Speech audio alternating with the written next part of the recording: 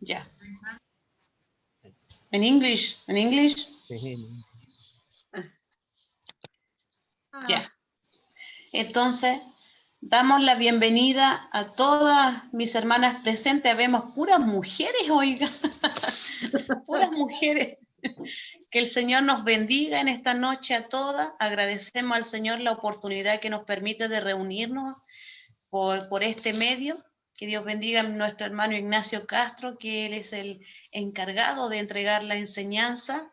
Que Dios abra nuestro entendimiento, amén. Ya que Él ha dado la oportunidad, el privilegio de que se nos ha revelado la palabra. La teología es el conocimiento de la palabra de Dios, revelada para obtener conocimiento y hacer la voluntad de Dios. Vamos a pasar a leer un salmo de devoción. Primero vamos a pasar a orar y le voy a pedir a nuestra hermana Angélica si nos puede llevar en la oración, y después yo voy a leer un versículo del salmo y estaremos comenzando. Amén. Dios le bendiga a mi hermana Angélica. ¿Nos puede llevar en la oración?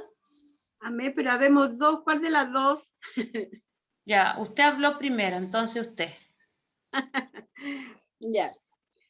Padre nuestro que estás en el cielo, santificado sea su nombre, Señor. Estamos delante de su presencia, Padre, aquí en este instituto que usted nos ha presentado para que aprendamos más de su palabra, para que entendamos que todos los sacrificios que usted hizo por nosotros están revelados en estas escrituras que están en estos libros, Señor bendito. Ábralo el entendimiento, la sabiduría, para que entendamos todo lo que nuestro profesor nos enseña, Padre bendito de la gloria. Ayúdenos a seguir siempre estando alerta a las enseñanzas para que vamos aprendiendo cada día más de su palabra, Señor amado. Le damos muchas gracias en esta hora por todo lo que se va a hacer, Señor, que sea de gran bendición para cada una de mis hermanas que están presentes y así también para mi pastora, que el Señor la ayude también a ella y a nuestro hermano Ignacio, que le dé harta sabiduría y entendimiento y paciencia para enseñarlo. Que el Señor les bendiga a cada uno de nosotros y están esperando que estemos atentos a todo lo que se haga en esta hora, con la ayuda de nuestro Señor, esperando que todo sea de bendición. Todo esto se lo dejo en sus benditas manos, que son las manos poderosas de nuestro Señor Jesucristo. Amén. Gloria a Dios, gloria a Dios, gloria a Dios para siempre. Dios le bendiga a mi hermana Angélica. Voy a leer un versículo del Salmo 145 que lleva por título Alabanza por la bondad y el poder de Dios. Y el versículo número 1 dice: Te exaltaré, mi Dios, mi Rey, y bendeciré tu nombre eternamente y para siempre. Bendito es el nombre del Señor. Ahora Él ya salió a nuestro encuentro. Él es quien ha tenido misericordia de nuestras vidas. Él está revelando la palabra, el conocimiento que estamos adquiriendo. Como siempre lo digo, por gracia se nos está entregando y por gracia también lo vamos a entregar a quien lo necesite. Así que el Señor les bendiga grandemente y Dios le bendiga y le use en gran manera a mi hermano Ignacio. Dios le bendiga a toda su familia, ya que caramba que tiene harto trabajo. Bueno, mi hermana Chanice está a cargo del primer año, mi hermano Ignacio a cargo del segundo y del cuarto año, y estamos trabajando todos juntitos para la obra del Señor. Dios le bendiga. Amén. Que el Señor nos sea bendiciendo, ¿cierto? Saludo primero a todos los que nos saludé delantito porque no estaban, mi hermana Erika, Angélica Bustamante, nuestra hermana Verónica y Victoria. A las demás lo alcancé a saludar antes de haber salido un ratito. Sí, que el Señor nos sea ayudando. Entonces, hoy vamos a dar inicio a este libro nuevo que es de ética cristiana, ¿cierto? Entiendo que ustedes ya ven la presentación, ¿cierto? ¿Me confirman ahí? Sí, ya. Entonces, ética cristiana. Y nuestro libro inicia, ¿cierto? Y lo vamos a mostrar, este libro, Ética Cristiana. Revise si usted tiene el mismo, ¿sí? No, estamos impecables entonces, estamos listos. Y nuestro libro tiene 8 sesiones o 8 lecciones con las que inicia, ¿sí? Y estas lecciones son la significado y evolución de la ética cristiana, ¿ya? Que es bastante densa esta primera lección para los que han estado leyendo y han estudiado, ¿cierto? Es bastante como compleja, como que al final se empieza recién a desenredar un poco esta lección. Después viene la lección número 2, el fundamento de la ética cristiana, el mecanismo de la imitación, la libertad cristiana, ¿ya? Y después ya parte con la segunda bloque, por decirlo así, que el espíritu no es un mero ayudante, la lección número 5, la 6, la experiencia del discernimiento, la 7, el discernimiento y la formación de conciencia, y la 8, la amenaza del engaño. Amén. Para este día... Oigan, mi hermano Ignacio, ¿soy yo la que escucho un pitito o a usted se le escucha un pitito? Como un silbido. Yo no escucho, Sí, por se le eso... escucha poco. Ah, y se escucha poco. Ya, espérenme, déjenme revisar. A ver, ¿ahora? Ahora sí, ¿Sí? ¿Ahora sí? Ya, súper ahora bien. sí. Sí, sí, se escucha ahí, me cambié de micrófono. Ya. Entonces, tenemos estas 8 lecciones. Para hoy vamos a dividir y vamos a tratar de abordar las primeras 4, ¿ya? Lecciones para la próxima clase, tomar de la lección número 5 a la 8, ¿ya? Entonces, hoy día nos vamos con la primera parte, por decirlo así. En la introducción, y aquí la copié textual del libro, y dice Ética Cristiana. En este texto nos adentramos seriamente en la palabra de Dios, en el contexto que ella debe llevar al cristiano a capacitarlo para discernir cuál es la voluntad de Dios en cada ámbito de su vida. Entendiendo que más que normas y códigos de conducta, la vivencia ética y moral cristiana se traduce y se expresa en el discernimiento, teniendo en cuenta que esta capacidad de discernimiento que caracteriza al creyente adquiere toda su fuerza de significación si se compara, por contraposición, a la incapacidad de discernir que caracteriza a los paganos, ¿ya? Y al discernimiento puramente teórico y sin consecuencias prácticas que define, según Pablo, a los judíos. Entonces, finalmente el libro nos lleva a reflexionar sobre la vida de la ética cristiana, ¿ya? A reflexionar en todo esto.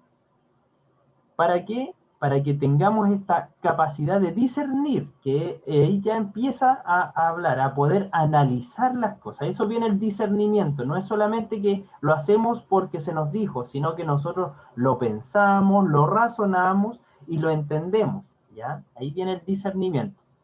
Y al mismo tiempo tenemos esta capacidad de discernir, ¿cierto? Y no es algo solamente teórico, ¿ya? O que solamente hacemos lo que se nos dice, como en la práctica, como le decía Pablo a uno de los hermanos judíos, ¿ya? El apóstol Pablo sitúa el discernimiento en el centro mismo de la relación del hombre con Dios, la que se debe traducir indefectiblemente en su relación con el prójimo, ¿ya? Entonces, todo esto de la ética cristiana que nosotros vamos a discernir y vamos a entender, tiene su relevancia práctica en cómo nos relacionamos los unos con los otros. ¿Amén? Entonces, esto es bastante profunda pero a medida que vayamos avanzando lo vamos a ir desglosando.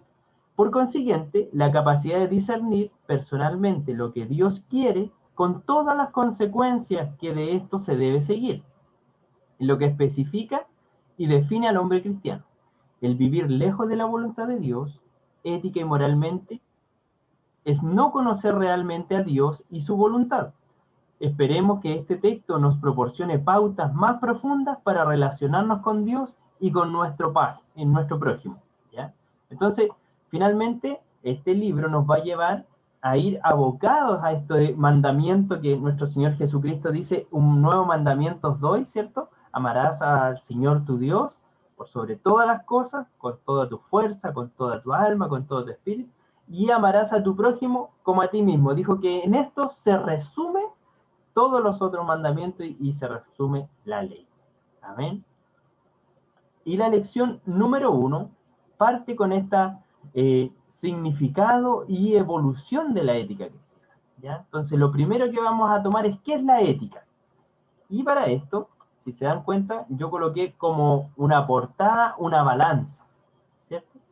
Entonces, aquí, antes ya de adentrarnos, ¿alguno de ustedes quisiera comentar qué es la ética, qué entendió por la ética o qué cree que es la ética? Cualquiera de las dos es válida. ¿Alguien nos quiere introducir? ¿Ayudar aquí? Ya, mi hermana Erika, abra su micrófono. Señor les bendiga. Amén. Sabe que me ha costado un poquito leer este libro, pero me podía yo entender cómo aquí nos compara, habla de una seguridad, una estabilidad, y nos compara con un establo, así como se guardan los animales en un lugar seguro, y de eso nos habla, de la seguridad que tenemos. Yo veía así en el Señor, y nos compara de que la ética es algo como una seguridad, una estabilidad. Es lo que yo podía entender, por lo que yo empecé a leer. Sí. Porque lo leí varias veces, porque es bien, habla de una habitación segura. Pero ¿cómo le puedo explicar? A ver, a eso quiero llegar. Cuando de la ética que hablaban, porque son dos tipos, por lo que yo después seguí leyendo, nos habla de dos tipos de ética, no solamente de uno. Entonces yo decía, claro, al principio no se explicaba de cómo lo podemos entender nosotros ahora.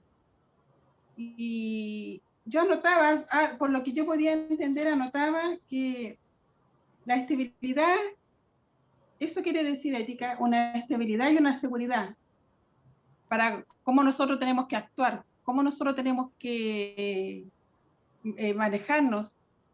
Es lo que yo podía entender en lo que he leído hasta ahora. Amén.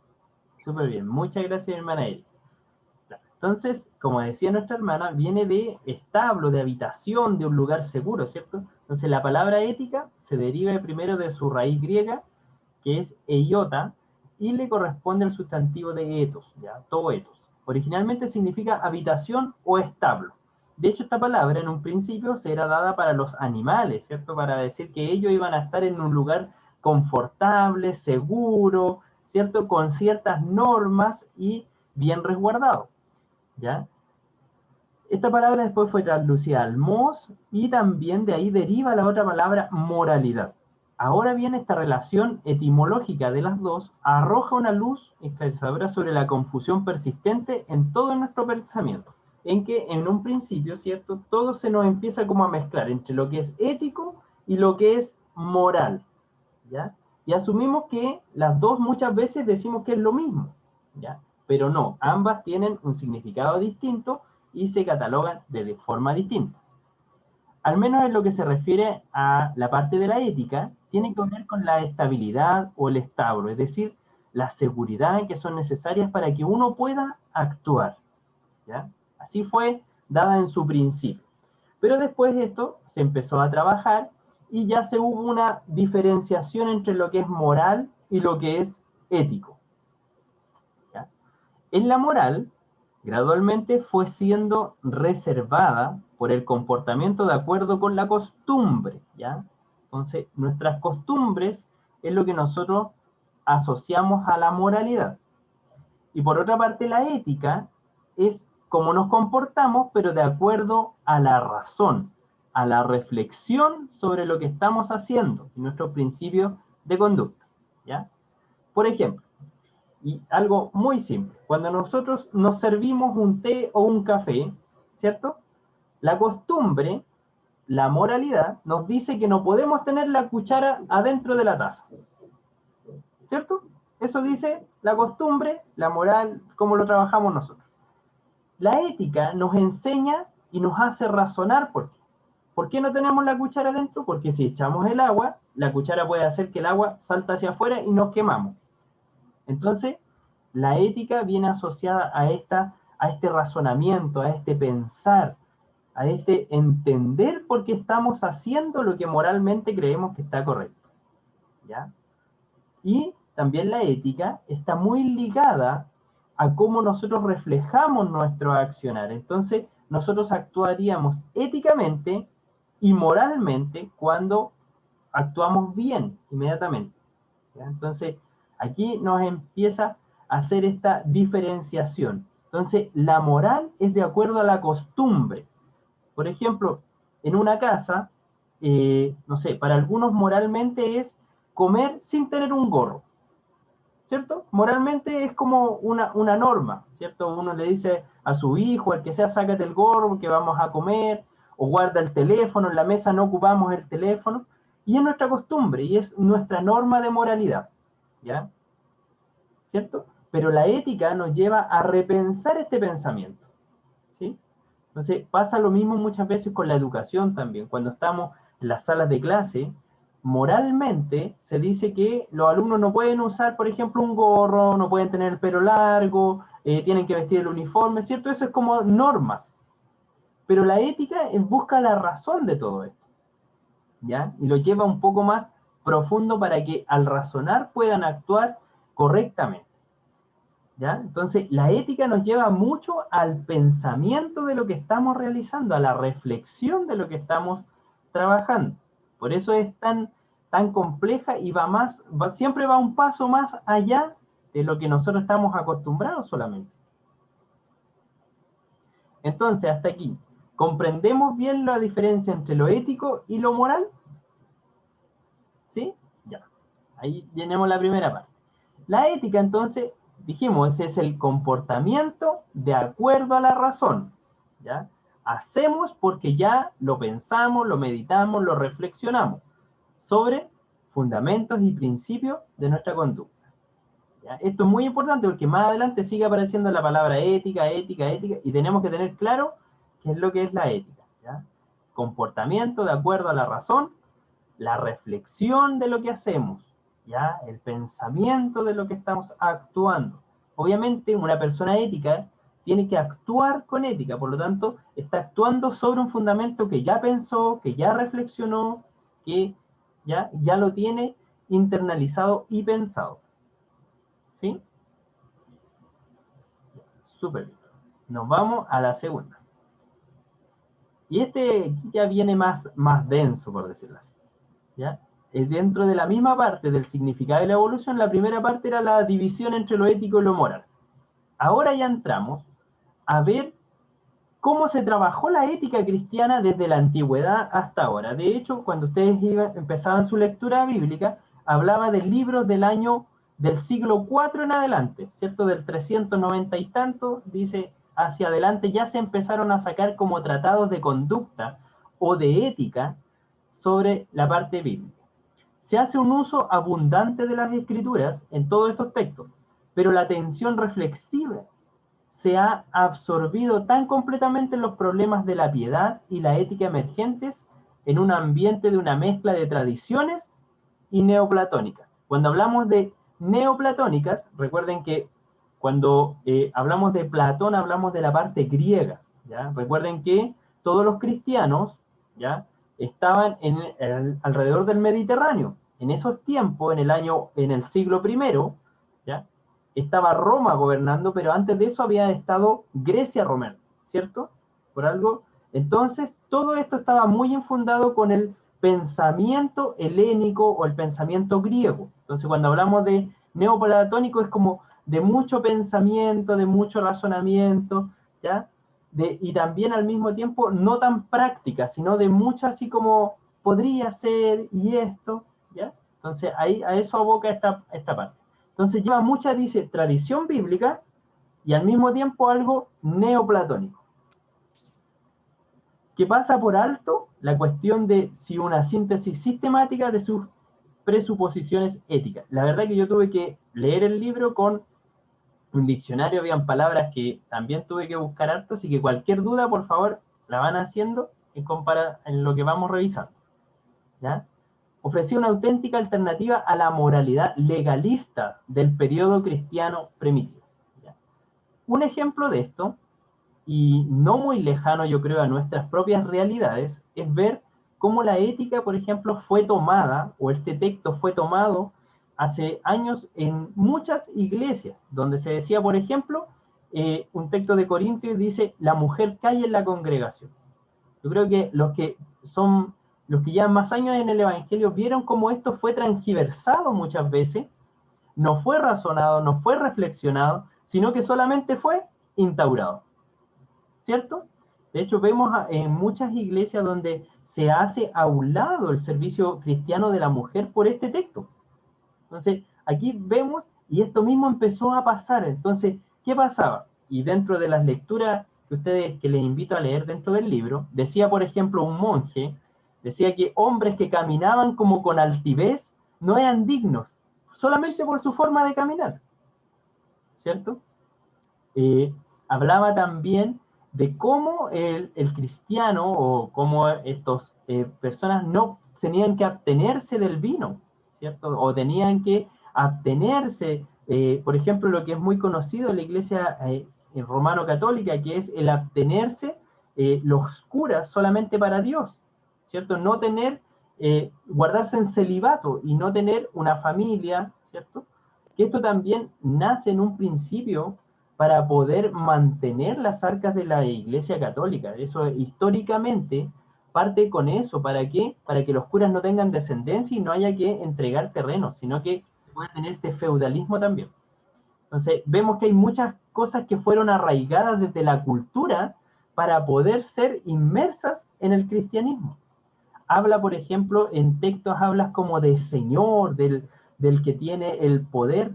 Esto también es muy cambiado a los reyes de la época porque les servía que las personas estuvieran sometidas bajo el dominio de un rey que era como todopoderoso prácticamente, ¿cierto? Entonces hay muchas cosas que fueron tomadas como muy literal y que fueron adosadas a la iglesia para que la gente estuviera sometida y no para que razonara el evangelio, ¿ya? Entonces se nos enseña y muchos textos fueron también enseñados de esa manera, enseñando a Dios como un patrón de fondo, como un gobernador, como un hombre que estaba enojado con el cristiano, como que tenía que seguir todas estas normas para que Dios lo amara. Recuerden que en un principio también había que, uno podía pagar para poder tener como un perdón, ¿cierto?, de parte del Señor. Entonces vemos cómo esto también fue utilizado para oprimir en parte a la iglesia, o a la gente. Al menos en la medida en que volvió a plantearse esta cuestión, ¿ya? Así fue la primera parte de toda esta forma ética católico-romana, por decirlo así, en las primeras partes. Pero esto también tuvo un cambio, ¿ya? Al menos en la medida que volvió a plantearse esta cuestión, la reforma significó un nuevo comienzo en el pensamiento. ¿Ya? ¿Alguien me puede ayudar? ¿A qué se le denominamos como la reforma? Recuerde que aquí no hay preguntas, no hay respuestas incorrectas, ¿ya? Aquí todo sirve. Así que, ¿a qué le denominamos como la reforma?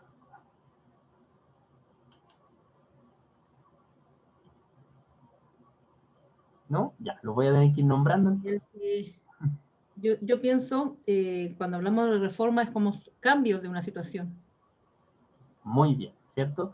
De la reforma nace el protestantismo, ¿ya? Y de ahí vienen los cristianos protestantes. Es como la reforma es este recambio de pensamiento, donde empieza la gracia, donde empieza todo volver a releer la escritura, a aplicar este conocimiento. Entonces, todo esto fue repensado ya en el siglo XVI, ¿ya? El Sermón de las Buenas Obras aquí de Lutero, que establece súcitamente la posición ética de la reforma, ¿ya? ¿Y qué nos empieza a decir Por ejemplo, habla, aquí son vigorosas, dice, y repudian el simbolismo de la escalada. ¿Por qué? Porque antes estaba muy arraigado que las obras denotaban nuestro aumento en nuestra vida hacia el cielo. Entonces, la reforma dice no. ¿Por qué? Porque la fe sin obras, ¿cierto? Dice que no es por obras para que nadie se gloríe, sino que esto es parte de gracia, es del don de Dios, ¿sí? Entonces empieza aquí a reformularse y a repensar la ética cristiana, el por qué estamos haciendo las cosas y cómo las estamos realizando. En sus dos formas, mística y monástica, la teología medieval de méritos, y se emprende un nuevo estudio de la escritura en busca de una orientación diferente, de una nueva línea del análisis ético, ¿ya? La diferencia más profunda entre el catolicismo y Lutero, ¿ya? Es, y dice Nygren, que es otro escritor, puede expresarse en la fórmula siguiente: en el catolicismo, la comunión con Dios en el nivel divino y en la base de la santidad, ¿ya? En Lutero es la comunión con Dios a nuestro nivel, en base al pecado. No sé si logramos diferenciarlo. En el catolicismo se habla de una comunión con Dios a nivel de Dios, en base a la santidad. O sea, cómo Dios se comunica con nosotros mirado desde el punto de vista de Dios, o sea, desde arriba, podríamos decirlo, hacia nosotros, y en vista de la santidad de Dios, ¿ya? Lo que no está mal, el tema era cómo lo planteaban. Y la Reforma nos da otra mirada, nos da la mirada de la comunión con Dios a nuestro nivel, ya un Dios cercano, no un Dios que está arriba en las nubes solo mirándonos, sino un Dios que ha descendido, un Dios que se duele con nuestro dolor, ¿cierto? Vemos en los evangelios a un Jesucristo que llora. Cuando muere su amigo Lázaro, dice, y Jesús lloró, ¿cierto? Vemos a un Jesús cansado, que cuando entró a la barca, él durmió.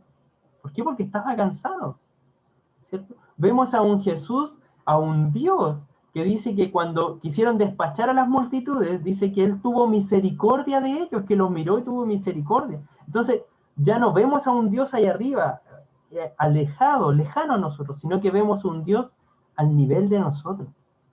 ¿Se da cuenta que es distinta la mirada de una de las otras? Y en base también al pecado, o sea, ¿a quiénes somos nosotros? ¿Sí? ¿Y qué nos aleja de Dios? Entonces, estas dos miradas pueden tener puntos muy similares, pero a la vez todo depende del ojo o el lente con que la estamos mirando. Amén.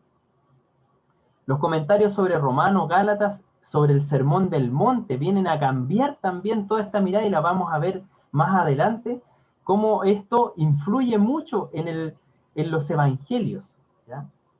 El tratado sobre la libertad cristiana resulta un notable manifiesto, lo que realmente involucra el reordenamiento de la ética en la Reforma, ¿ya? ¿Y qué es la ética? ¿Qué dijimos que era la ética? El razonamiento de lo que estamos haciendo. Lo hacemos porque lo estamos pensando, porque lo meditamos, actuamos porque lo estamos reflexionando, ¿ya?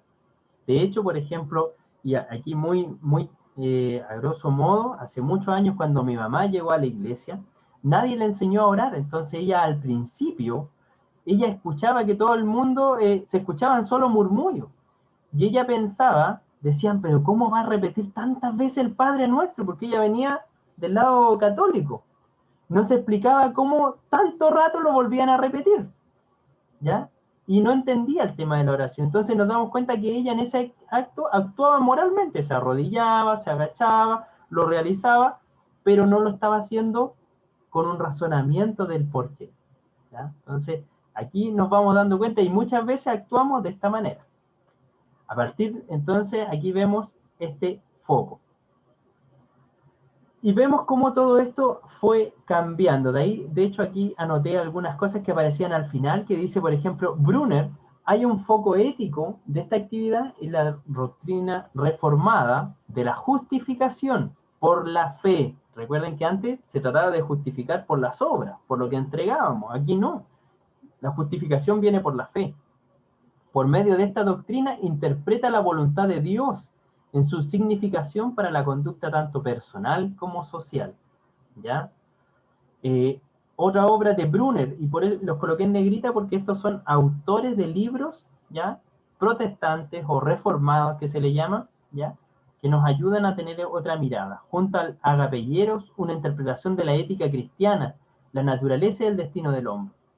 ¿Ya? Ha sido hasta el presente tal vez la más influyente exposición de la ética cristiana según la tradición evangélica y protestante. Sobre esto se ha basado mucho lo que nosotros hoy día conocemos en nuestras iglesias, ¿ya? La exposición sistemática relativa de Descartes, y ahí habla de otras personas, ¿ya? Pero lo que nos lleva a esto, Y aquí vamos a pedirle a nuestra hermana Angélica Bustamante que nos sea comentando en relación entonces a esta evaluación de la ética cristiana. ¿Cuál sería su diferencia? ¿Qué logró asociar usted como diferencia entre la ética católica romana y la ética reformada? Está en mute de nuevo. Ahí sí. Que yo entendí que la católica se justificaba por lo que ellos daban, por lo que entregaban. ¿Sí? Ya. ¿Estamos bien? Es que claro, es más allá. Va a lo moralista, por ejemplo, o a las obras, ¿ya? A la aplicancia, no necesariamente a lo que ellos entregaban. Claro, o sea, cuando hablaba de entregar me refería a lo que físicamente y lo que hacían prácticamente. Ahí sí. ¿Por qué? Porque la verdad es que ellos creían, de acuerdo a cómo actuaban, era presentado delante de Dios. Y protestante, por decirlo de una forma, ¿está bien? Sí, o reformados, sí.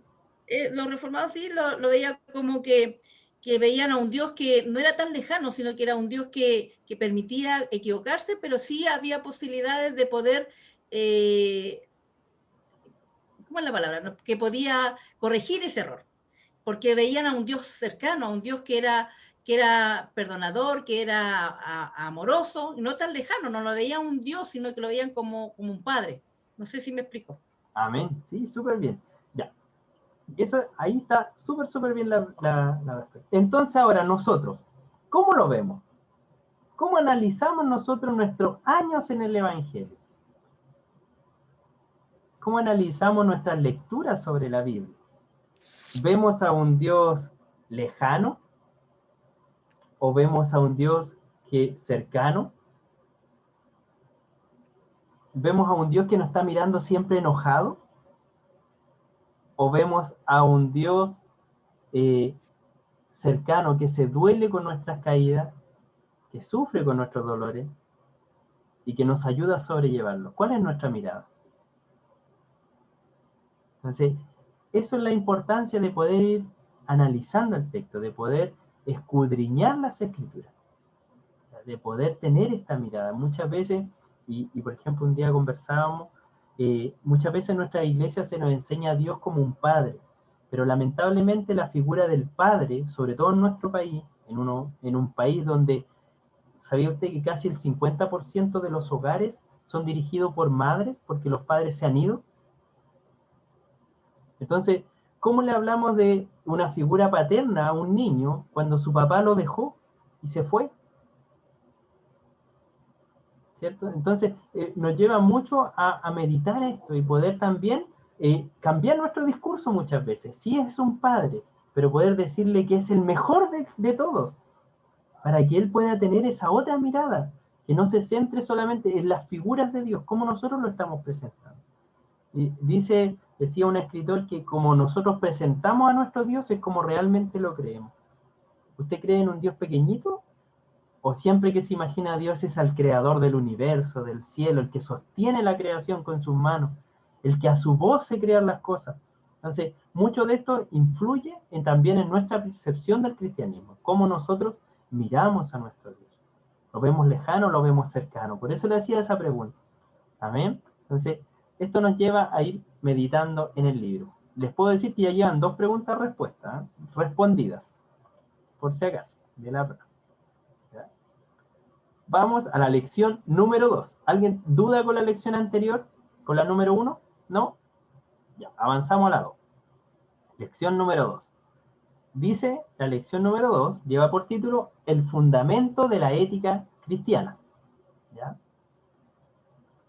La fe introduce el comportamiento moral de los creyentes en un contexto nuevo, el contexto de la fe. ¿Sí?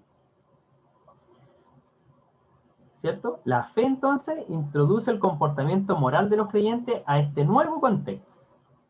¿Por qué pasa esto? Cuando llega una persona que antes no era cristiana y llega al contexto de la fe, no lo voy a decir a una iglesia, sino al contexto de la fe. ¿Qué pasa con esa persona? ¿Se viste como antes? ¿Se relaciona como antes con las personas? empieza a cambiar, ¿cierto? Su contexto empieza a cambiar. ¿Por qué? Porque se empieza a contextualizar con la fe, con esta nueva creencia, con esta nueva vivencia. Por eso, la moral de los cristianos tiene sensibilidades peculiares ante el pobre, ante la injusticia, ante el valor de la vida, ¿ya? Porque, por decir algo, a lo mejor antes miraba con altivez al pobre, pero una vez que ha llegado al contexto de la fe, ¿ya? Y esto hipotéticamente ha llegado al contexto de la fe, ahora mira de una forma distinta, ¿cierto? Ante la injusticia, antes le daba lo mismo, ahora no, se duele con las injusticias. ¿Se da cuenta? Empieza a cambiar nuestra percepción y nuestra forma de aplicarla. Punto 1 dice, los rasgos evangélicos de la moralidad moderna. Jesús no fue un moralista, ¿ya? Él no, ¿por qué? Porque dijimos que la moral era como de las costumbres, ¿cierto? Y nos vemos claramente, aquí yo les voy a recordar un texto bíblico. ¿Qué pasó cuando vienen a Jesús y traen a la mujer adúltera? ¿Qué decía la costumbre? Un pierde. Que había que apiedrarla, ¿cierto? Había que echarla afuera y apiedrarla, no quedaba otra, ¿sí? Entonces, si él hubiese sido un moralista, ¿qué hubiese hecho? Hubiese apoyado a que la apedre, ¿cierto? Pero aquí nos dice que, Y le díganme, apiedraban hasta matarla. hasta morir, exactamente. Entonces, él no fue un moralista, ni propuso una moral, ni propuso así como seguir esta costumbre, no. Por el contrario, la ética de Jesús no es otra cosa que la implicación moral del conflicto religioso de su vida, ¿ya? De hecho, por eso que él también fue crucificado. Él contextualizó el texto vivo en su persona, o sea, él aplicó una ética totalmente nueva sobre la reflexión que se hacía en ese tiempo, ¿sí? El Evangelio, dice, es fundamentalmente el relato de las prácticas de Jesús. Eso es el Evangelio. Los Evangelios nos muestran a este Jesús haciendo su vida en medio de la tierra. Esta ética nacida de la pretensión mesiánica, por ejemplo, ¿ya?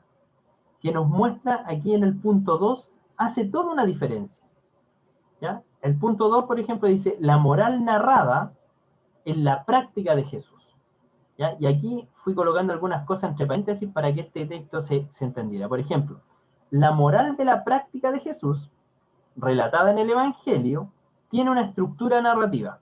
Cuando hablamos de algo que tenga una estructura narrativa, significa que ordena y muestra cómo se desarrollan los procesos, ¿ya? Entonces, la moral de la práctica de Jesús en los Evangelios nos muestra cómo Él se desarrolla a medida que va avanzando la vida. En la concreción. Yo dije, ¿qué es eso? Ya, lo empecé a buscar.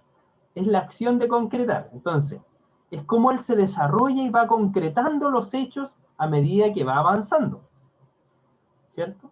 Dentro del relato bíblico. Estos rasgos principales que encontramos, o sea, de la vivencia de Cristo, de esta forma de Él aplicar su vida cristiana, se ve en 5 puntos, o por lo menos aquí lo relatan en estos 5 puntos. El primero que encontramos es la ética nacida en la pretensión mesiánica, ¿sí? En ese tiempo el texto bíblico, ellos esperaban un Mesías, esperaban un Salvador, ¿cierto? Nosotros ya estamos en el 4.º año. ¿Qué esperaba el pueblo judío, por ejemplo? ¿Esperaba a un Dios como Jesús o esperaba otro tipo de libertador? Otro tipo, ¿cierto? Alguien que los sacara de la opresión, del yugo de Roma, ¿cierto? Esperaban a un David, por ejemplo. ¿Ah? Lo sacara de la esclavitud de los romanos. Exactamente, ellos esperaban a ese Jehová de los ejércitos, representado en Jesús, ¿sí? Entonces, vemos esta pretensión mesiánica. El rasgo decisivo de Jesús en esta pretensión nos indica ciertos rasgos que ellos esperaban, pero también nos indica rasgos nuevos. Por ejemplo, Marcos 1.22 dice que él enseñaba como quien tiene autoridad, ¿sí? De hecho, ¿se acuerdan cuando Pedro habla con el Señor y le dice, ¿y a dónde iré? ¿Y a quién iré? Si solo tú tienes palabras de vida eterna, ¿sí? Entonces, nos damos cuenta aquí que coloca esa parte mesiánica. La moral que brota del relato evangélico está vinculada con la condición de él, Señor del perdón. ¿Sí? Y no solamente lo deja como en un escrito, no solamente lo deja como se esperaba, él lo realiza, lo encarna en su vida este hecho. El Señor del sábado, la moral adquiere los rasgos de novedad, de originalidad, de libertad de Dios. ¿Sí? Empieza a formar esta nueva, y por eso que esta ética nacida de esta pretensión, ¿ya? Expresada en Jesús. Tenemos el punto 2, que es la ética vinculada al cambio radical. ¿Ya? Se puede ver con Jesús una expresión tanto provocativa, ¿sí? En la actuación de Jesús, en su práctica subversiva, o sea, que no se achicaba, por decir, sino que él iba por delante, con lo que correspondía. En efecto, Jesús pretende romper los falsos códigos dominantes de aquel tiempo, ¿sí? Y no de una forma de poder, sino con su vida, con sus hechos, con su forma de actuar, con su forma de vivir, ¿ya? Critica los falsos sistemas de separación, critica los falsos sistemas de pureza. ¿Se acuerda cuando le dice a los fariseos, a los más altos cargos de aquellos tiempos, sepulcros branqueados, le dice? Por fuera te veis bien, pero por dentro, ¿se da cuenta? Eso era muy fuerte en aquellos tiempos. Propuesta del orden positivo, del don, de la gratuidad, de la gracia. De hecho, parte del Evangelio cuando dice, el reino de los cielos se ha acercado. Entonces, vemos que empieza a generar este cambio. Su ética fue distinta. El 3 dice, ética concentrada, nacida del conflicto y generadora de fecunda confrontación, ¿ya? La actuación de Jesús tiene una estructura dramática y hasta trágica, nos nombra la Escritura. Uno de los campos donde acontece el conflicto es el terreno de la práctica moral, ¿ya? En las coherencias choca con su adversario ante estas situaciones. Todos los espectadores y actores del conflicto quedan sometidos a la crisis de la ética o de la moral de aquellos tiempos, ¿sí? En él vemos, por ejemplo, el conjunto de Marcos 2, que es donde están las bienaventuranzas, ¿ya? La ética aquí narrada nace del conflicto y conduce a la confrontación. ¿Por qué? Porque Jesús, cuando empieza a mostrar todos estos rangos, ¿ya? Por ejemplo, saca a los escribas y a los cambistas del templo, ¿sí? Entonces, ¿qué más radical que eso? Dar vuelta a las mesas, echarlos, no van a convertir mi casa en cueva de ladrones. Vemos a un Jesús que habla con una mujer, ¿ya? Una mujer que no ha tenido un solo esposo, sino que ha tenido más, y que con el que está no era su esposo. ¿Se dan cuenta cómo rompe aquí el código y se acerca a la mujer? ¿Sabe por qué es tan importante estos relatos, por ejemplo, de la mujer adúltera? Y si se dan cuenta, está escrita la mujer adúltera, pero no sale el hombre adúltero. ¿Se dan cuenta? ¿Por qué? ¿Y por qué también hasta el día de hoy es tan importante? Porque reivindica la figura y la mirada de la mujer. Porque siempre ha habido una mirada de que el hombre tiene más permisos, por decirlo así, morales, que la mujer. ¿Sí? Porque, ¿qué hubiese pasado si en el pozo, aquí en esta, por ejemplo, imagen, hubiese habido un varón? Eso hubiese pasado sin nada. Pero había una mujer, entonces había un cambio aquí. Vemos cómo Jesús va rompiendo estas éticas, ¿se da cuenta? Vemos aquí también que traen a la mujer adúltera delante de él y él está escribiendo en el suelo. Entonces van haciendo esta novedad, esta originalidad, esta libertad. Entonces habla, dice en su ética mesiánica, habla con potestad, habla con poder, habla con fuerza, pero a la vez tiene una figura perdonadora. Ese es su actuar. ¿cierto? Es muy duro, es muy directo con aquellos que conocen las Escrituras, por eso es tan fuerte con los fariseos, porque ellos eran los escribas y los fariseos eran aquellos que llevaban la palabra, eran aquellos que enseñaban en la sinagoga. Entonces con ellos obviamente era muy, muy duro, pero no así con aquellos que habían sido despojados del Evangelio. Vemos también una ética concentrada en el valor del hombre, ¿ya? O de las personas. Si la actuación de Jesús es sanamente subversiva y fecundamente conflictiva, se debe a su opción neta y tajante por la causa del ser humano. ¿Ya? El sábado fue hecha a causa del hombre y no en hombre por el sábado, dijo en Marcos 2:23, cuando le decían que por qué hacía estas cosas. Por ejemplo, ¿por qué sanaba en un día de reposo en un sábado? Y Jesús ahí dice que el sábado era para que ellos descansaran, para que el hombre pudiera tener reposo, no para colocar una carga adicional en el hombre. ¿Sí? Porque le rebatían que como que por qué sanaba, y ahí él daba un ejemplo incluso burdo, por decirlo así. Si a un hombre dice se le cae su animal, ¿acaso no lo va a sacar? Entonces ahí vemos al Señor en una ética distinta, ¿ven? En una aplicación del cristianismo de una manera totalmente distinta. ¿Amén? Vemos también la última formulada en causas de liberación. La actuación de Jesús introduce en los ámbitos de la vida, ¿ya? En todos los ámbitos, económico, político, ideológico, familiar, dice el libro, relacional, interpersonal, los nuevos códigos éticos de la comunicación, del servicio, de la igualdad, de la sinceridad, frente a los falsos códigos dominantes de la exclusión, del egoísmo, de la violencia, que eran muy imperantes en esos tiempos y que muchos años también se han intentado apoderar de la vida cristiana actual. Es una ética de la liberación integral del ser humano. De no estamos aquí por un régimen de poder, estamos aquí por amor del que nos amó primero. Amén. Entonces, eso es maravilloso de parte de nuestro Señor. Aquí, mi hermana Macarena, me gustaría, si usted nos puede comentar brevemente, ¿qué entiende usted por esta ética expresada en el ejemplo de Jesús?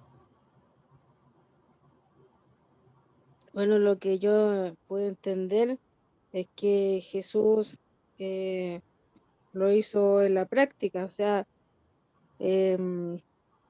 no era como algo que, como dice usted, como una carga, sino que él a través de su acto, de su vida, lo pudo hacer y de una forma que se mostraba, por ejemplo, como dice cada punto, en la forma mesiánica y en todos los demás puntos, que él lo hizo vivo en su persona y con amor y con esto nuevo que a lo mejor no entendían los fariseos del perdón y el amor, no colocando más carga a los hombres o a las mujeres. Amén. Señor le bendiga, hermana Maca. ¿Cierto? Vemos también el punto 3, que nos dice el reino como meta, ¿ya? Y del seguimiento el punto 4. El reino como meta. Los rasgos característicos, dice aquí, de la moral narrada del Evangelio se concretan en dos grandes intereses, el reinado de Dios y el seguimiento de Jesús, ¿ya? La moral del reino adquiere un relieve definitivo del pasaje Mateo 25 del 31 al 46, donde dice como el juicio de Dios, ¿ya? Sobre las naciones. La realización del reino identificado con los pobres mediante ellos con Cristo en la norma del comportamiento. Entonces, nuestro Señor trajo también, dentro de su fundamento de ética cristiana, vino a decir, hay un reino, hay algo más allá, ¿sí? Hay moradas, dice, yo voy a preparar moradas para que donde yo estoy vosotros también estéis, ¿cierto? Da una reflexión mirada hacia Dios mismo. Pero también nos dice, si vosotros sois mis amigos, vas a hacer lo que yo os digo, ¿cierto? Dice también dentro de su palabra que el que no ama a su hermano, que lo ve y que está aquí, ¿cómo va a amar a Dios que no lo ve? ¿cierto? Entonces nos coloca esta importancia de seguir los pasos de Jesús, ¿ya? De seguir esta vida de Jesús, este ejemplo de nuestro Señor Jesucristo, ¿ya? Del seguimiento, por ejemplo, sigue la categoría, es categórica bíblica de gran densidad teológica, expresa la nueva forma de la vida de quien se decide a recibir la llamada y convertirse en discípulo. El seguimiento de Jesús o la vida del discípulo constituye una especie de una fórmula breve del cristianismo, ¿ya? O sea, es lo que nosotros tenemos que hacer. Y esto lo encontramos en los evangelios, en la vivencia de nuestro Señor Jesucristo. Surge un nuevo orden de valores, dice el libro, las bienaventuranzas. Bienaventurados los pobres, bienaventurados los que sufren, bienaventurados los que son pacificadores. Muestra un nuevo orden de todas las cosas. Se propone exigencias radicales conectadas a la vida de Dios, ¿cierto? Muestra entonces cómo es también esta vivencia y esta gracia sobrenatural de una vida en nuestro Señor. Amén. Y con eso estaríamos con la lección número 2. ¿Dudas hasta aquí de la lección 2? ¿No? ¿Vamos bien? Ya. Continuamos. Lección número 3. El mecanismo de la imitación. ¿Ya? El mecanismo de la imitación.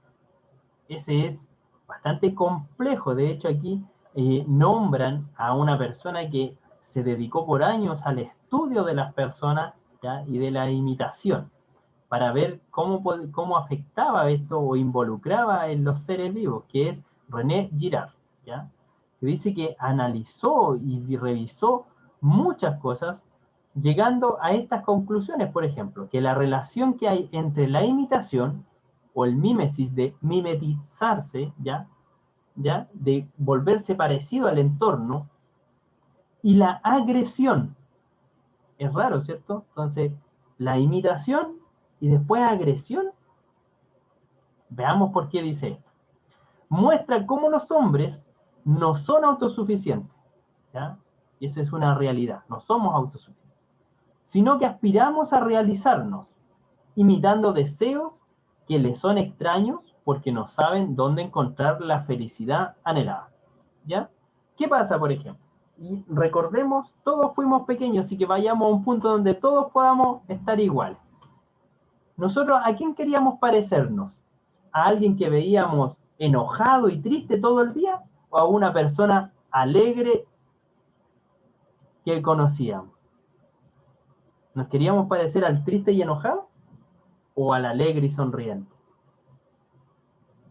Al sonriente, ¿cierto? ¿Por qué? Porque buscábamos algo, un modelo de a lo mejor de mejorar, de realizarnos, de imitar algo que a lo mejor no entendíamos por qué, pero era más agradable, ¿sí?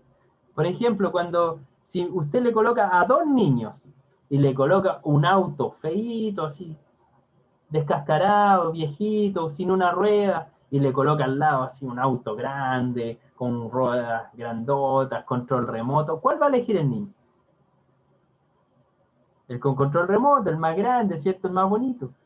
¿Por qué? Porque entendemos que ese tiene más capacidad de hacernos feliz, ¿ya? Cuando un modelo siente, y a su vez, y esto empieza a pasar también en las personas, y cuando encontramos ese modelo a seguir y empezamos a imitarlo, ¿ya? Ese modelo, nosotros como humanos, ¿qué pasa?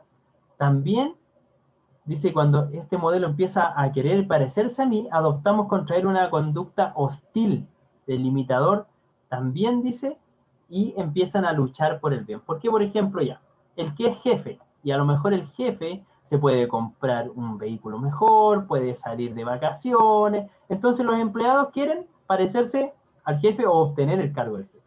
Pero resulta que pasa que este recurso es limitado. Puede haber un solo jefe, ¿no? Entonces empieza a haber una lucha entre estas personas, ¿ya?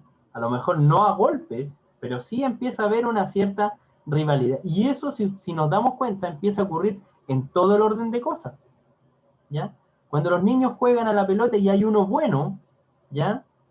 Y empieza a haber otro mejor, o otro que también juega bien, empiezan a haber rivalidades. Cuando hay alguien que, por ejemplo, lee muy bien, y después llega uno nuevo que también empieza a leer bien, empiezan a haber ciertas rivalidades, y pasa por este sistema, ¿ya? Que inconscientemente somos así, y inconscientemente también el diablo ha tratado de seducirnos con esto. Recuerden que en el principio, en el Génesis, ¿qué le dice el diablo? A Eva, dice, y vas a ser como Dios, conociendo el bien y el mal. ¿Se da cuenta que le quiere imitar a Dios? Vas a conocer todo, ¿ya? Entonces, Jesús nos lleva a esto y juega un papel determinante en cómo nos vemos a Jesús en todo esto, ¿ya? El camino de Cristo y la imitación. A pesar de haber realizado esto ante tantos signos, no creían en él. Esto lo dice Juan 12, 37, 43. ¿Ya? Dice, a pesar de haber realizado ante ellos tantos signos, no creían en él. Sin embargo, entre los primeros dirigentes, Juan 12, 37 al 43, dice, muchos empezaban a creer en él, de los dirigentes, escuchen, ¿ya? Empezaban a creer en él, pero a causa de los fariseos no se atrevían a confesarlo, por miedo a ser expulsados de la sinagoga, es que preferían la gloria de los hombres a la gloria que viene de Dios. ¿Por qué? Por un sistema de imitación. ¿Qué pasó con nuestro Señor Jesucristo? Él también implementó un nuevo sistema, por decirlo así, ¿ya? Entonces, la gente empezó a gustarle cómo era Jesús y quisieron imitarlo. Pero a la vez había un sistema tan potente que eran los fariseos, que cuando ellos se veían entre medio o seguir a Jesús o seguir a los fariseos, preferían seguir el modelo que estaba establecido, que estaba aprobado, que se llevaba por mucho tiempo, etc. Y no querían seguir a Jesús por causa de esto, ¿sí? Entonces, y también nos damos cuenta de que esto también nos pasa a nosotros. Muchas veces no queremos como quebrar ciertas cosas. ¿Por qué? Porque estamos acostumbrados y seguimos el modelo tradicional, lo que ya está bien instaurado, ¿cierto? Ya. Quien se deja llevar por la gloria o consideración, lo que nosotros hemos llamado el mímesis, pretende imitar la forma de actuar de quienes disfrutan del reconocimiento social y son tomados como modelos, que fue lo que instauró nuestro Señor Jesucristo. Él fue un modelo a seguir y muchos siguieron ese modelo. Muchos se volvieron hacia Jesús por la autoridad que desprendía de él. Pero también había la autoridad de los fariseos, tenidos por dirigentes. Ante este conflicto de autoridades, la gente que decidía seguir aquella que gozaba del reconocimiento más probado de aquellos tiempos, ¿ya? Quien goza de gloria es imitado, y quien es imitado por mucha gente adquiere una gloria suplementaria, ¿ya? ¿Qué pasa? Incluso pasa con los líderes dentro de nuestras mismas iglesias, ¿ya? Aquel que es más seguido tiene un cierto estatus, ¿cierto? Que otro que no. Y lo vemos, y esto se da así. El camino de Cristo, ahora el punto 1. El camino de Cristo a la imitación. Jesús inaugura su vida pública con el mensaje: el reino de Dios está cerca. Jesús abre un nuevo camino a un Dios cercano con un modelo nuevo, ¿ya? Instaurando aquí, por ejemplo, las bienaventuranzas. Pero Jesús tampoco estuvo exento de la agresión. ¿Qué pasó con los fariseos? ¿Qué le decía yo cuando, por ejemplo, llegaba un niño y que es bueno para la pelota y la gente y los amigos empiezan a seguirlo a él? El otro se pone celoso. ¿Qué le pasó a los fariseos cuando vieron que el pueblo empezaba a seguir las ordenanzas de Jesús? Empezaba a seguir las cosas que Jesús decía. Empezaban a encontrar que tenía razón, que así era Dios. Que Dios que Él representaba, que Él mostraba, era el que realmente había que seguir. ¿Qué pasó con los fariseos? Se enojaron, se irritaron, ¿cierto? Y empezaron a ver la forma de prenderle, de arrestarle, de callarlo. Entonces, Jesús en este también sufrió esto mismo. Mientras gozó de libertad de movimientos, la impresión que producía sobre sus discípulos era tan fuerte que podía neutralizar todos los poderes contrarios, nuestro Señor Jesucristo con sus discípulos. Pero una vez apresado, y aquí volvamos a revisar este modelo de lo que ocurrió. Su gloria exterior desapareció, ¿cierto?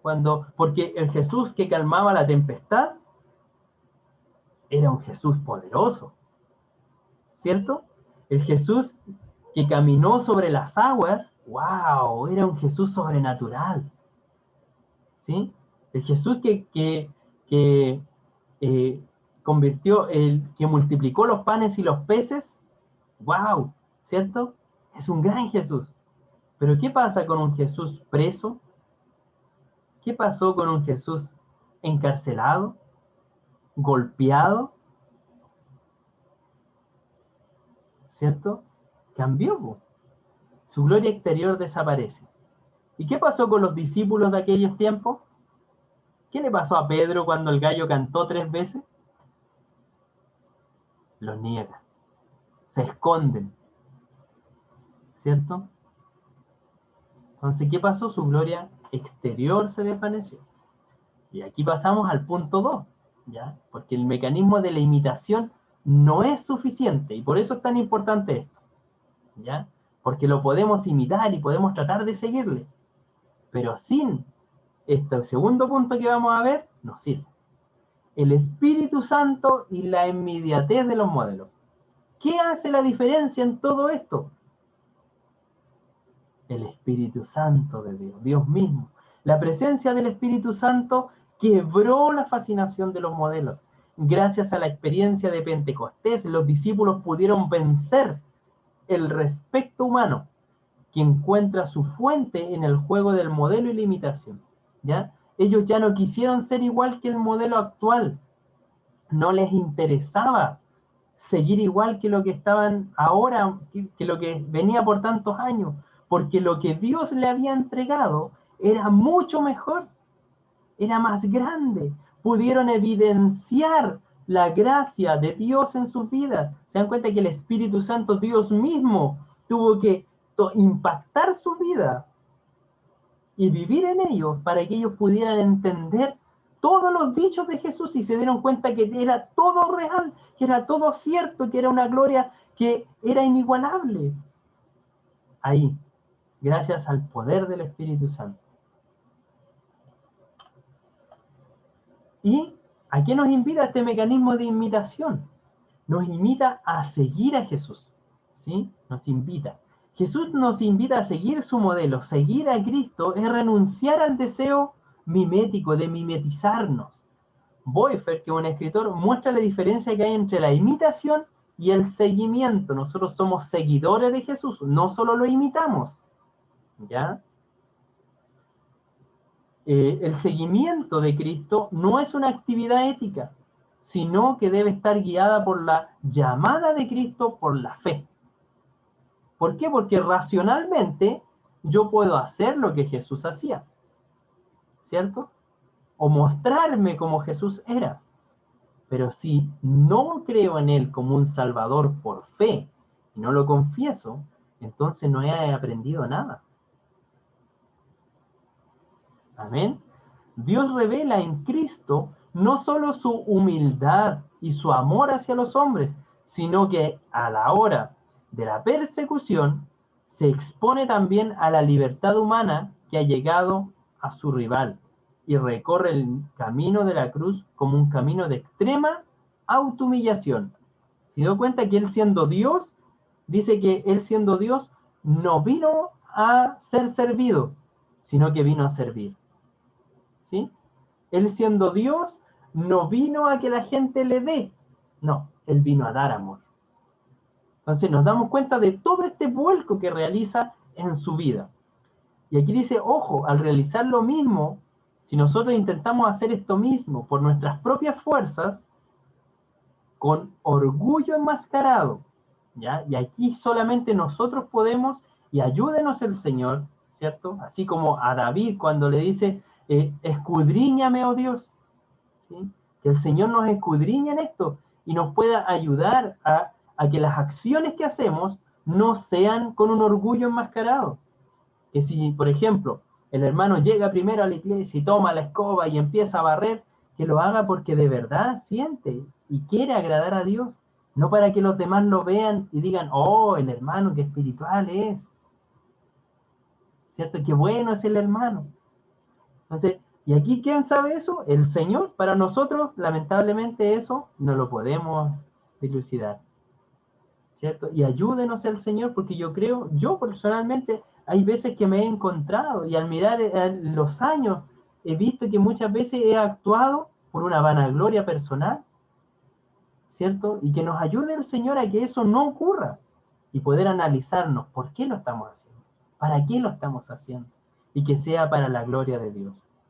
No son nuestros actos heroicos los que pueden preservar la imitación de Cristo de las perversidades sutiles, sino solo la fe en Dios que da y perdona, la convicción de que siempre proviene nuestro esfuerzo de su gracia, ¿ya?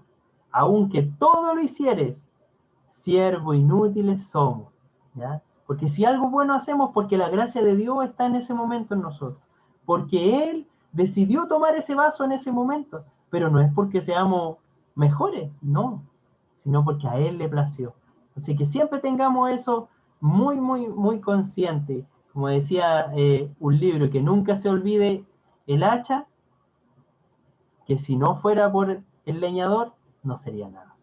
Que la guitarra nunca se olvide que si no hay alguien que la toque, no sirve de nada. Así somos nosotros. Si el maestro nos toma y nos toca, valemos. Si no, estamos ahí solamente. ¿Bien?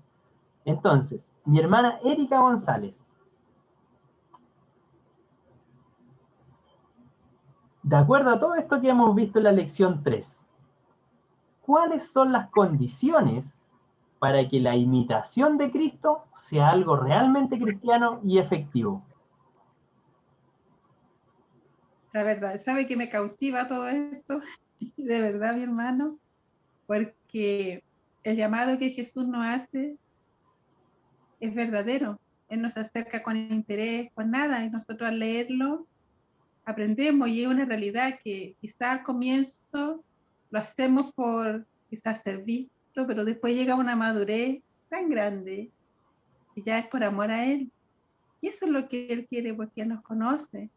No hacerlo para agradar al hombre, sino a Él, porque Él nos conoce. Acercarnos a Él porque lo necesitamos, porque lo deseamos. No para que me vea en la iglesia. Yo creo que al comienzo todos empezamos así, porque no sabemos, pero después vamos conociendo y el llamado que Él nos hace a seguirlo es muy importante, porque eso es lo que tenemos que aprender nosotros, a seguirlo a Él. Porque eso es lo que yo aprendí ahora, que imitarlo a Él, seguirlo a Él, porque Él nos viene a presentar el reino. Eso nos viene a presentar Jesús. Él no nos engaña. Sabe que meditaba de que empezó esta clase, de que Él vino a cambiar todo, porque Él no quiere religiosos, fariseos, como dice ahí, Él cambió todo. Imagínense esta hermosa historia que usted nos ha recordado de la mujer samaritana, y que Dios cambia todo, Dios transforma todo. Él tiene la capacidad de hacerlo de una manera tan maravillosa. Yo me cautiva en esta enseñanza, mi amado hermano, y por la palabra, porque nosotros leemos la escritura y ahí vemos que todas estas enseñanzas son reales en Jesús. Amén. Ahí son reales en Él. Hermosa. Quiero seguirlo, quiero seguirlo más.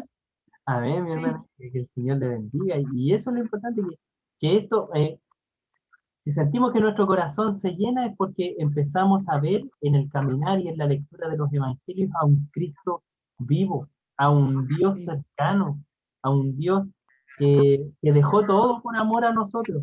Entonces, cuando miramos eso y comprendemos que Él, conociendo cómo íbamos a hacer, conociendo cómo íbamos a caer, aún así se entrega por nosotros. que nos amó primero, ahí no hay palabras para expresarle la gratitud. Y de eso es el Evangelio, de esta gracia inmerecida. Amén. Entonces, que el Señor nos sea bendiciendo. Y las condiciones entonces que se dan es seguirlo genuinamente, ¿cierto? Con un corazón dispuesto, entregado, querer seguirle, no solamente una carcasa de imitación, sino que nos pueda hacer un cambio de adentro hacia afuera, que dé vida en nosotros. Amén. Y todo esto también, y les decía, según el punto 2, el Espíritu Santo es el que actúa en nuestra vida. O sea, es Dios, porque el Espíritu Santo es Dios, el que puede hacer este cambio en nuestras vidas. Esa es la condición más importante, que Él pueda hacer el cambio en nuestras vidas. ¿Sí? Esa sería la lección número 3. Pasamos a la primera parte de la 4. Ya nos queda poquito. Amén. La 4 dice la libertad cristiana. ¿Sí? Y aquí coloqué, o sea, salía de hecho en el libro un bebé con muchas marcas. Y la libertad, hay una controversia con la libertad. ¿Ya? En efecto, por más extraño que nos parezca a nosotros, ¿ya? Es un hecho que la libertad constituye a un tiempo la aspiración más grande de la vida y el terror más profundo de las personas cuando se llegan con él. ¿Qué nos pasa a todos? Yo creo que cuando éramos lolos o adolescentes, lo único que queríamos era ser adultos. Lo único que queríamos era poder trabajar, era poder tener plata, era poder, etcétera. ¿Sí? Esa era como nuestra aspiración, poder tener libertad. Ya no quiero pedir permiso, etcétera. Ya no tener que pedirle un peso a nadie, yo tener mi plata. Pero una vez que nos vemos enfrentados a la libertad, ¿cierto? Una vez que nos vemos libres de ciertas cosas, también hay un terror. ¿Por qué? ¿Y ahora qué hago? ¿Y cómo lo hago? ¿Y lo estoy haciendo bien o lo estoy haciendo mal? ¿Sí? Y empieza a ocurrir esto, ¿ya? Es decir, que la libertad es al mismo tiempo lo más deseado y a lo más temido en este mundo. Constituye nuestra mayor fuerza de atracción y aquello que nos produce los miedos más sutiles y más profundos que podemos experimentar los mortales. Eso es, a grandes rasgos, la libertad. Ahora bien, por poco que se piense en este asunto, enseguida se comprende que la libertad, entendida de esta manera, es el origen de los miedos profundos a raíz del refinado tormento. Porque cuando a una persona le quitan sus dependencias, sus ataduras y sus seguridades, ¿qué le queda? Solo le queda su yo. Solo ante la vida, ante el mundo y solo ante Dios. ¿Por qué hace toda esta introducción? De hecho, si leyeron el libro, son como 5 hojas que solamente se resumen a esto de las libertades. ¿Ya? En el fondo se trata siempre de este mecanismo, ¿cierto? De querer ser libre, pero a la vez no querer tanta libertad.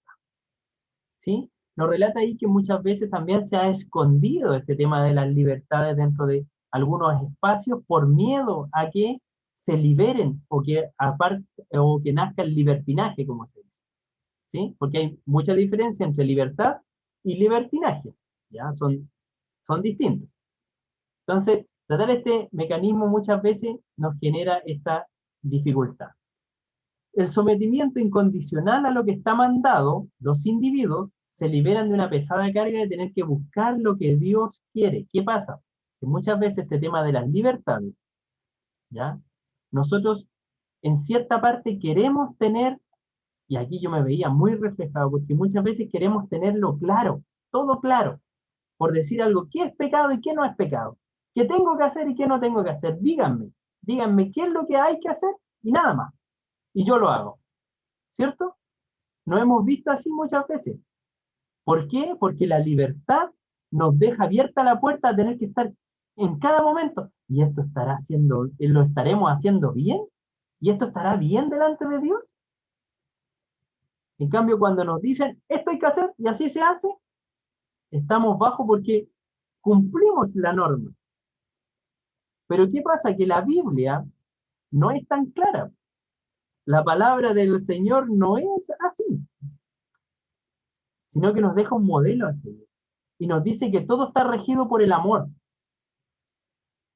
Entonces ahí nos deja la tarea, porque nos dejan esta libertad propia del cristianismo, arraigada y aferrada al amor.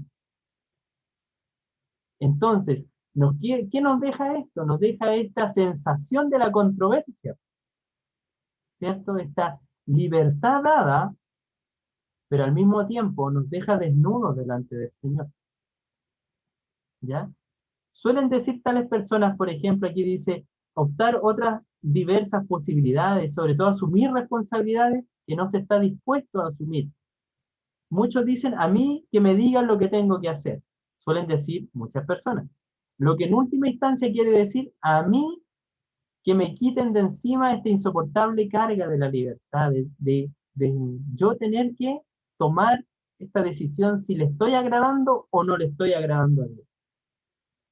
¿Sí? Yo creo que muchos a los que alguna vez han tenido algún liderazgo en algún grupo, a los que han tenido algún pastorado, por ejemplo, nuestra pastora, muchos le han preguntado, ¿y estoy haciendo esto bien? Y muchas veces no hay respuesta para eso porque está en la potestad de Dios, ¿cierto? Y ahí quedamos. Entonces, de esta manera, y tales estas cosas, la ley religiosa ha venido a ocupar un puesto central en la vida del cristiano. Tratamos de imponer reglas y de seguir esas reglas, de buscar estas reglas, ¿ya? No sé, por ejemplo, para muchos es muy fácil no sé, ir a la iglesia, por ejemplo, como regla, un ejemplo solamente con falda, para ustedes las damas, ¿cierto? Pero ¿qué pasa? Pero se asume que es una regla dentro del templo, ¿cierto? Y fuera del templo, y Dios no está fuera del templo. Entonces, y aquí la ética nos lleva a esta reflexión. Entonces, sí, pues si está fuera del templo, entonces, ¿lo estoy haciendo bien o lo estoy haciendo mal? ¿Sí? Y algo muy pequeño, pero que puede ayudarnos a profundizar más en esto, ¿ya? Entonces, la ley ha llegado a ocupar el puesto que corresponde a la voz de la conciencia. Nos queremos apoyar en estos regímenes o en algo que alguien me diga, ¿ya? Como la voz de mi conciencia, para acallar eso interno que yo tengo que haber delante del Señor. Y así la mayoría de los fieles se afanan y se preocupan por hacer lo que les dictan las normas establecidas, pero se interesan mucho menos por preguntarse si su conciencia cristiana le exige mucho más. ¿Por qué? Porque muchas veces nos sirve apoyarnos en un modelo para dar hasta ahí. Pero la regla de Dios está mucho más arriba. De hecho, esa es la maravilla del Evangelio. El Evangelio es cercano para todos, ¿ya? Porque es abierto a todos, ¿cierto? Dice, aquellos que están cansados, los que están atribulados, los que han pecado, y ahí entramos todos, ¿sí? Delante del Señor, vengan a mí, y yo los haré descansar. Y por otra parte, vemos a un Jesucristo así, arriba, maravilloso, exaltado, que no peca, que no cae, que hace la voluntad del Padre, que ora, que sabe las Escrituras, que tiene comunión, que se relaciona. Y ese es el modelo al que tenemos que llegar. Entonces el Evangelio nos da la puerta abierta para que entre todos, pero al mismo tiempo nos deja un camino de vida tan largo en poder seguir y ser a la altura de nuestro Señor Jesucristo. Esa es la libertad del Evangelio. Estas son las libertades. Entonces, esto es lo que nos lleva parte del Evangelio. Y aquí está el primer punto de la libertad. Y aquí mi hermana Angélica Enríquez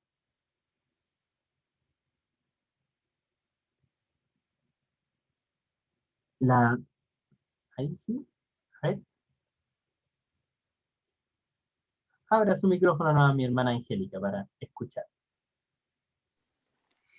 Ahí sí, mire. Bueno, como decía mi hermana Erika, es un libro que nos cautiva mucho y nos enseña hartas cosas que, a pesar de que llevamos harto tiempo en el Evangelio, hay cosas que uno va aprendiendo cada día. Y en esto es una regla que Dios nos ayuda a mejorar cada día para que seamos libres para alabar y bendecir su nombre. Y nos da la libertad que necesitamos. Siempre cuando hay ataduras en nuestras vidas, nos los dejan actuar con libertad. Pero el Señor liberta todas esas ataduras que podamos tener en el proceso que tengamos cada día. Y Él nos ayuda cada día a poder tener esa atadura suelta para que no los perdamos en este tiempo, sobre todo en este tiempo que hemos estado pasando, que hay muchos hermanos que han quedado atados y no han sido libres para alabar y bendecir el nombre del Señor. Así que ese sería mi acotación, que siempre tenemos que estar en libertad para poder alabar al Señor y aprender cada día más. Amén. Amén. Entonces, este punto nos lleva a reflexionar en eso, en la libertad como una aspiración del cristianismo, ¿ya? En saber que somos libres en Cristo, pero al mismo tiempo este temor de, al ser libres, ¿hasta dónde llega mi libertad? ¿Qué es lo que está bien? ¿Qué es lo que está mal? ¿Cierto? Y poder seguir este modelo de Cristo. A eso nos invita esta lección en este día. Amén. Y la 4 después trae otro punto que es defendemos la ley, la nueva situación, más allá de la ley, y aquí estamos hablando de la ley de la libertad, ya como la ley bíblica, por decirlo así, no es la ley natural. Y la cosa va en serio, ¿cierto? Pero esto lo vamos a ver nuestra próxima clase, porque aquí ya nos adentramos un poco más y es más larga, nos demoraríamos un tiempo y nos vamos a pasar mucho de nuestro tiempo. Así que le voy a dar la oportunidad a nuestra hermana Celinda, sí, Celinda Rebolledo, para que nos comente qué le pareció la clase, qué aprendió de la clase, qué le inspira, qué le ha dado al Señor hoy día. ¿Se escucha? Sí, mi hermana. Bueno, que Jesús vino a poner un nuevo modelo, ¿cierto?, de vida. Vino a cambiar todo lo que tenían los antiguos, ¿cierto? Y que nos mostró un Dios más cercano, ¿cierto? Nos mostró un Dios que podemos acudir a Él en cualquier momento, que anda con nosotros, ¿cierto? Y también que podemos conocerlo, seguirlo, imitarlo, pero tendría que ser con la ayuda del Espíritu Santo, porque solo no podríamos hacerlo, ¿cierto? El Espíritu Santo es el que nos revela a Jesús, nos revela su vida, nos revela al Padre, y es su modelo a seguir, y nos da la libertad que lo podemos seguir. Esa sería la mayor libertad, de seguirlo a Él, para poder llegar a la estatura de un varón perfecto, como dice la Biblia, a la estatura de Jesucristo, ¿cierto? Esa sería una libertad que tendríamos nosotros para llegar hasta Él, para llegar al conocimiento de toda esta enseñanza, ¿cierto? Conocimiento en su palabra. Y él, cómo él impactó al mundo en ese tiempo. Él cambió todo, ya no era por la ley, sino que ya era su mandamiento, porque en la ley mata, pues, y el amor da vida, y él vino a dar vida. Entonces fue un impacto muy grande, sobre todo para los judíos antiguos, ¿no? Que tantos años que ellos se regían por las leyes, pero la ley no, tal vez ni ellos la podían cumplir, o sea, ni ellos se salvaban. Pero Jesús vino a cambiar todo esto, vino a que andaban errante, a lo que se había perdido, y fue maravilloso cómo Él cambió todo esto, y donde todos tenemos cabida, todos tenemos cabida ahí en su palabra, en su modelo, su nuevo esquema que Él vino a predicar, cómo Él nos acercó a Dios, ¿cierto? Como el reino, Él bajó el reino para que nosotros ahí nos acercáramos a Dios. Ya es un Dios personal, no es un Dios lejano. Los que venimos del catolicismo conocimos un Dios castigador. Yo iba a un colegio de monjas y Dios castiga aquí, castigo allá, castigo acá. Y cuando llegué al Evangelio me di cuenta que es un Dios perdonador, un Dios que ama realmente su creación. Y eso fue lo que Él vino a demostrar, pues, el amor de Dios, dando su vida, ¿cierto? Perdonando nuestros pecados, sacándonos las culpas, sacándonos las mochilas. Y nos hizo libres para seguirlo, imitarlo, conocerlo. Es maravilloso. Y esta enseñanza fue maravillosa. Eso sería mi hermano. Amén, muchas gracias, mi hermana Celina. Sabe que me llena el corazón de poder escucharle. Gracias por compartir con nosotros. Amén. Y nos deja como la lección entonces, dice que el Señor compartía las mesas, ¿cierto? Y le llamaban comilón, ¿cierto? Y compartía las mesas y era amigo de gente de mala reputación, ¿cierto? Y nos invita hoy día también a pensar en esta misma orden de la ética cristiana, si nosotros también estamos a lo mejor cerrando la mesa a algo, cerrando las puertas a algo. Muchas veces, y me acuerdo que hace tiempo decía, muchas veces es fácil colocarnos en el papel de David como el perseguido por Saúl, pero ¿cuántas veces a lo mejor somos este Saúl persiguiendo a un David? ¿Cierto? Entonces, que el Señor nos ayude y que nos podamos ver en el reflejo, que nuestro Señor Jesucristo sea un espejo para nuestras vidas, ¿cierto? Y que nos podamos ver a ese espejo y si estamos fallando, está mirando bien, porque delante de Él fallamos, ¿cierto? Si nos encontramos perfectos, yo creo que ahí es difícil la cosa. Algo está pasando. Pero si nos encontramos fallando al espejo de Cristo, es porque estamos aprendiendo, porque estamos creciendo. Porque de verdad nos estamos mirando delante de nuestro Dios. ¿Eh? Que el Señor nos sea bendiciendo. Nos vemos entonces en nuestra próxima clase de apoyo. Y aquí les tengo puesto entonces, nos vemos el miércoles 21 de julio. ¿Ya? Miércoles 21 de julio entonces a las 8:30. Vamos a ocupar el mismo link y todo. ¿Sí? Entonces voy a dejar la clase en la mano de nuestra pastora Marisol, para que ella nos esté despidiendo. Amén. Muchas gracias, mi hermano Ignacio, por su tiempo, por su dedicación. Que el Señor le bendiga en gran manera. Coloqué un poquito la cámara apagada porque sabe que tenemos que estar para todo. Tengo una prima que le falleció su mamá hace 3 meses y hoy día cumplía los 3 meses, entonces me llamaba muy mal, triste, llorando, y ahí estamos para dar consuelo también. Y en cuanto a la enseñanza, qué maravillosa es la enseñanza del Señor, ¿eh? Hoy día se enseñaba de la ética, que es el racionamiento de lo que estamos haciendo. Cuando no teníamos a Cristo en nuestras vidas, nos guiábamos por nuestro instinto.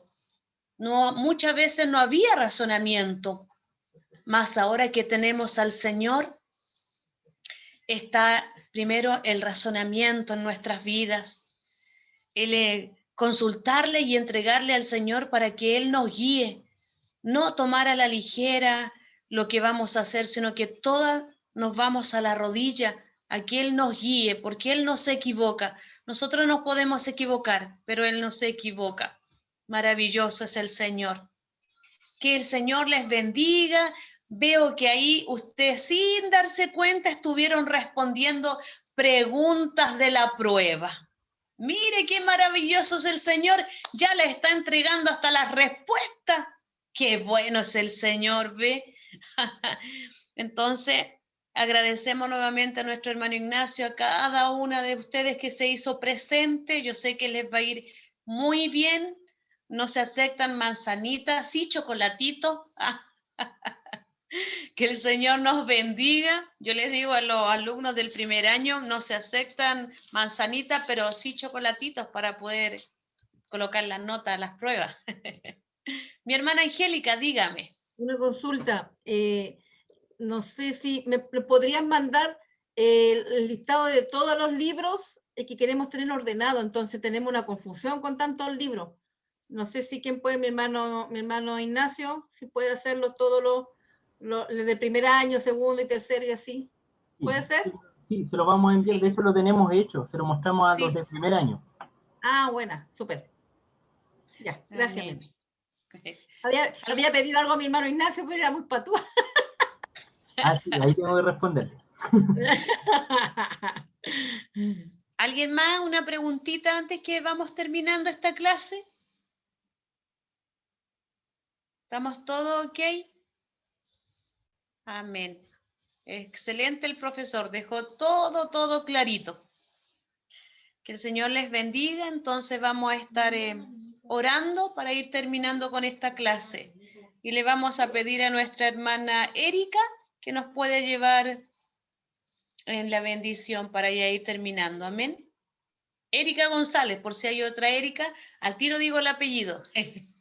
Amén. Amén. Que el Señor le guarde, mi pastora Marisol. Dios le guarde. No se olvide estar orando por nuestro pastor Eduardo López, que él está, no sé si le han avisado, él está contagiado por el COVID. Recuérdese que nadie está libre de esto, estamos todas expuestas a contagiarnos, pero sí estamos todas unidas para estar orando. Amén. Que el Señor les bendiga. Amén. Y ahora sí. Miramos nuestros rostros en reverencia a nuestro Señor. Padre amado, santo, bueno Rey, en esta hora, mi Señor. Damos gracias, Señor, por este tiempo precioso que nos ha permitido, Señor. Gracias porque podemos usar, Señor, estos medios para ser bendecidos por usted, mi Señor Santo. Para poder seguir aprendiendo de usted, Señor amado. Porque sabemos, Señor, que nada podríamos hacer sin su ayuda. Quiero rogar una bendición especial por su Hijo, Señor, al cual usted ha puesto, Señor, para poder enseñarnos. Señor, siga dándole gracias, sabiduría de lo alto del cielo. Bendiga su disposición, Señor amado. Muchas gracias le doy, Padre, porque usted siempre tiene, Señor, ahí hijos, hijas, para poder, Señor, apoyarnos, Señor amado. También, Señor, guarda a su sierva, nuestra pastora Marisol, Señor, que está encargada, Señor, está bendecida a través de estos estudios, mi Señor Santo. Y a nosotros, Padre, ayúdenos, Padre, para tomar esto, Señor, como es una bendición. Porque sabemos, Señor, que los tiempos que estamos viviendo son peligrosos, Señor. Para que nadie nos venga a engañar, Señor, sino que podamos aprender. Para que un día también podamos compartir y enseñar lo que usted cada día nos enseña, mi Señor. Muchas gracias por esta hermosa clase, le doy, mi Señor. Le ruego, Señor, por los pastores, por todos los enfermos en esta hora, Señor, su misericordia, Señor. Usted conoce todo, Señor amado. Su palabra lo dice, mi Señor, que todo cuanto usted hace es bueno, agradable y perfecto. Aunque cueste, Señor, quizá en el momento comprenderlo, mi Señor. Pero sí yo sé, mi Rey, que usted está en control de todas las cosas, mi Señor. Muchas gracias, Padre amado. Bendiga a los que no pudieron conectarse en este día. Sea usted con cada uno de ellos también, mi Señor amado. Y ayúdenos para seguir aprendiendo de usted, mi Señor Santo. Muchas gracias le damos en esta hora y le entregamos, Señor, todo en sus manos. Y le rogamos su bendición, esa que viene de lo alto del cielo, y es la del Padre, la del Hijo y la de su Santo Espíritu. Amén. Gloria a Dios, gloria a Dios, gloria a Dios para siempre. Que el Señor nos bendiga. Colóquense para la fotito. Vamos a poner los ojos bien abiertos. Alguien se desconecta, la hermana Victoria. ¿Ves? Ya, entonces, a la cuenta de 3. 1, 2, 3. Ahí sí. Ahora la desordenada. No. Es para que sonría, ¿ves? Sonríe. Cristo le ama. Amén. Ya desmutece. Buenas noches. Que descansen y que Dios les bendiga. Amén. Que Dios bendiga. Envíe Gracias, la prueba, hermano Andrés. ¿Cómo? Envíe la prueba. Espera que no soy la única. No puedo. Hola, hermana Macarena, ¿ya leyó todo el libro?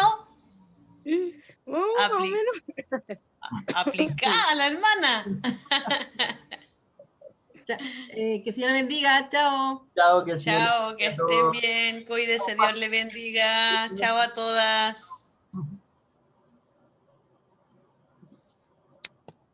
Ahí sí.